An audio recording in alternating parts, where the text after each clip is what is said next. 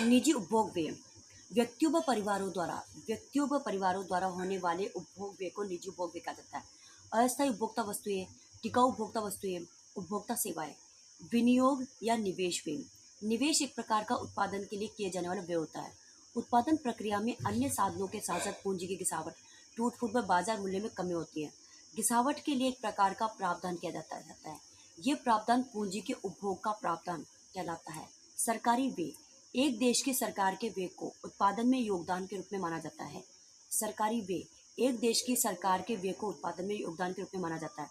सरकारी व्यय में शिक्षा, चिकित्सा, प्रतिरक्षा, कानून व व्यवस्था इत्यादि सम्मिलित होते हैं।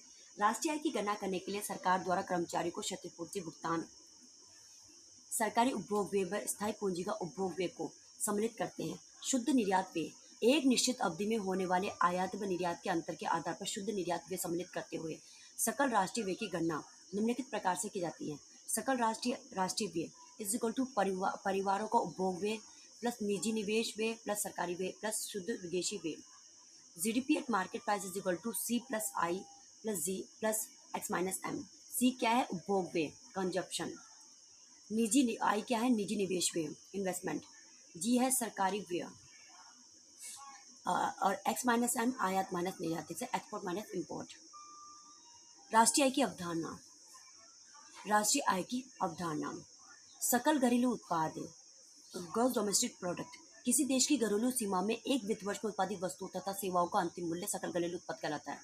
जीडीपी में स्थलीय भौगोलिक सीमा, समुद्री सीमा से 200 नॉटिकल मील की दूरी, घरेलू जलयान तथा वायुयान का उत्पादन, विदेशों में स्थित दूतावास, अंतरिक्ष में स्थित उपग्रह। जीडीपी इज इक्वल टू उत्पादित समस्त अंतिम वस्तुएं एवं सेवाएं गुणा मूल्य।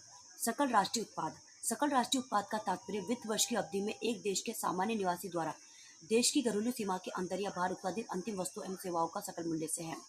सकल घरेलू उत्पाद में से विदेशियों द्वारा देश में अर्जित आय को घटाकर तथा देश के नागरिकों द्वारा विदेशों से अर्जित आय को जोड़कर सकल राष्ट्रीय उत्पाद प्राप्त किया जाता है। GNP is equal to GDP plus export minus import.